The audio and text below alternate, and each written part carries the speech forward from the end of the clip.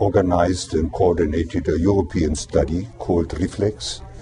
This study was dealing with basic effects caused by LVMF, extremely low frequency electromagnetic fields, and radio frequency electromagnetic fields. We did this study with the money of the European Commission, and we thought that with this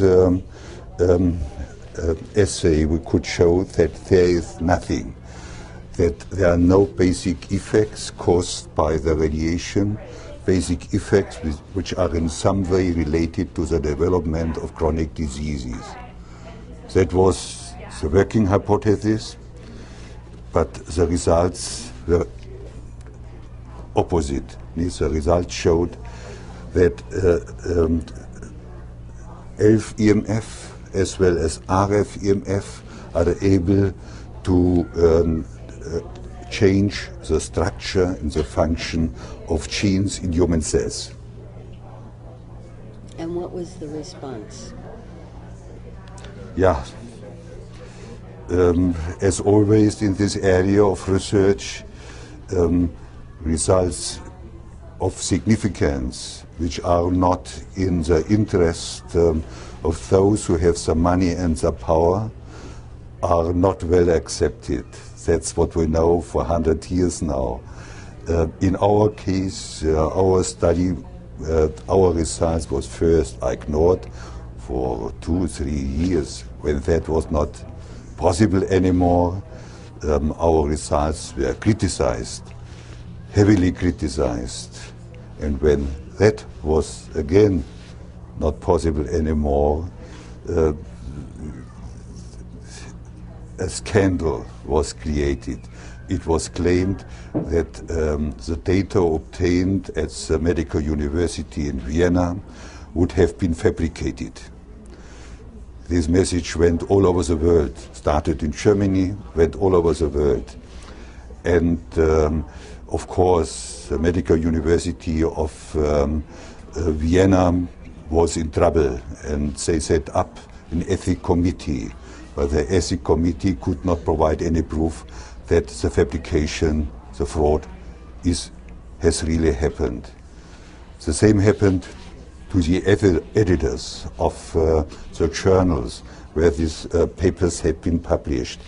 They were also under heavy pressure. An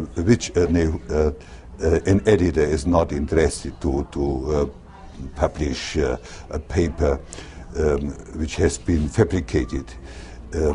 How do they call it?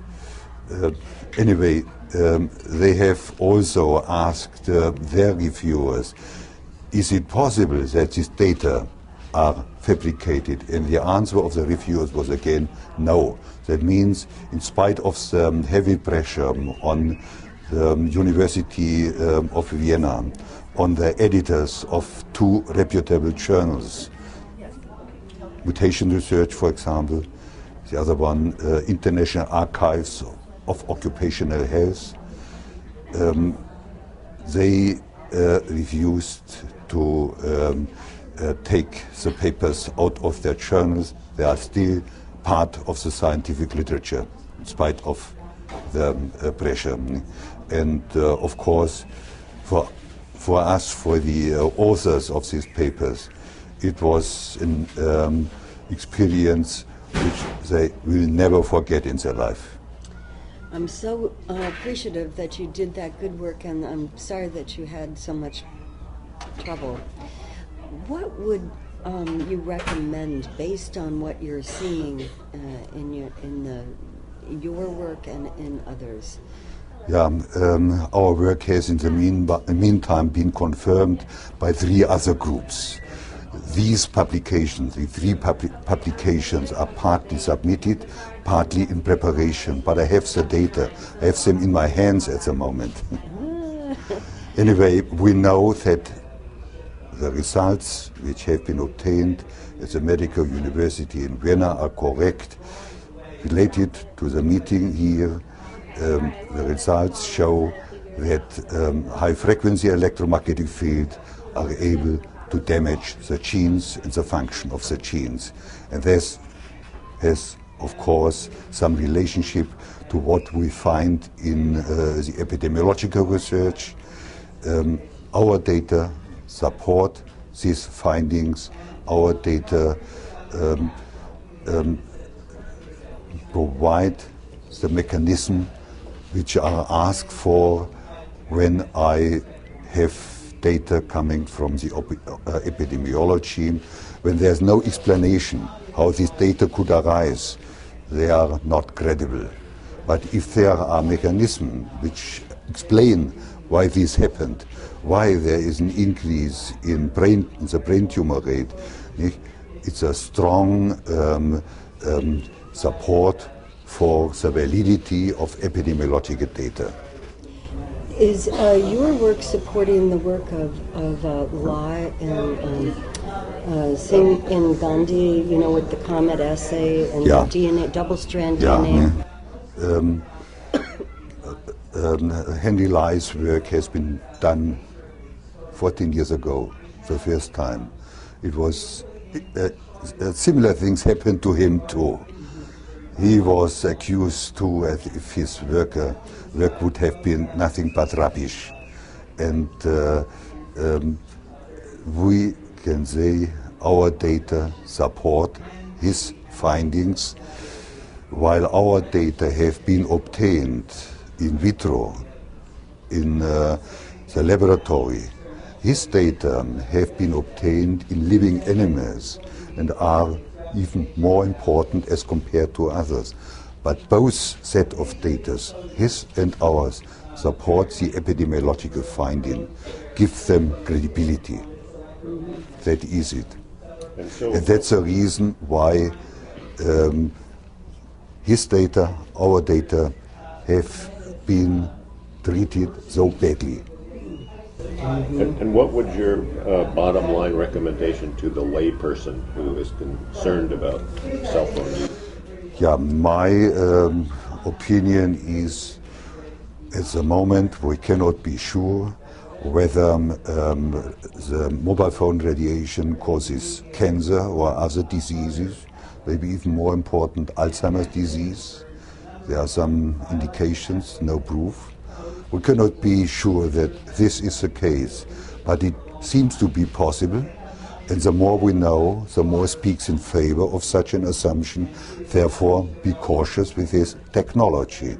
Do what you can do for yourself. That's the message. How about the cordless phone? Yeah, that has been discussed here. There was a very interesting contribution to this meeting here. Cordless phone and GMS, the second generation of mobile phone technology, seems to be similarly effective in, let me say this way, seems to be similar strong as a burden for the human beings who are exposed with regard to their efficacy, we have to assume that this is quite similar. On the other hand, going a step forward, going to the brand new third generation of mobile phone radiation, to the UMTS technology, there seems to be a lower impact on the human brain using the mobile phone. But on the other hand, our study is showing that the effect on the genes and the gene function seems to be much stronger, in our hands, about 10 times stronger. Chronic exposure to low levels is... We do not know much about the radiation coming from the base station. This meeting here is dedicated to the mobile phone radiation. And from what I have learned here and what we have contributed ourselves, the advice must be cautious. Consider the precautionary principle, that is what the governments, what the industry should accept. And how about for children? Yes, that is a special problem. Badly investigated so far. The radiation with children is much higher as compared to adults. That depends on their smaller size, the smaller size of the head, the higher amount of fluidity in the brain. The radiation penetrates the brain stronger, about double as high as compared to adults. This is one problem. The other problem is we have a long latency period before, for example, cancer arises. The same will be true for Alzheimer's too.